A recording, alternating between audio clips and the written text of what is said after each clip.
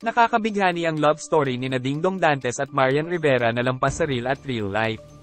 Muli nating i-rewind ang orasan at galugarin ng kanilang paglalakbay.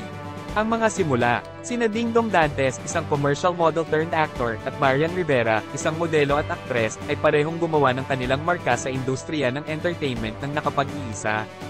Nagtagpo ang kanilang landas noong 2007 nang magbida sila sa hit soap opera ng GMA Network na Marimar. Hindi may kakaila ang chemistry nila at ang kanilang on-screen pairing ang nagkatapot sa kanila sa kasikatan bilang primetime king and queen ng GMA. Romansa sa tunay na buhay. Bukod sa mga kamera, nagkaroon ng tunay na koneksyon sina Dingdong at Marian. Bumulaklak ang kanilang love story at hindi na sila nagkahiwalay. Sa kabila ng mga chismis at kontrobersya, lalong lumakas ang kanilang bono.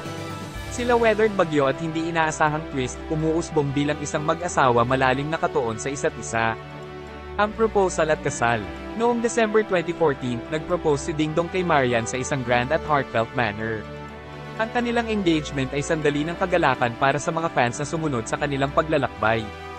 Ang kanilang kasal ang naging pinakahihintay na event ng taon na nakuha ang puso ng mga Pilipino. Itinali ni Dingdong at Marian ang buhol, tinatakan ng kanilang love story ng Vows of Forever.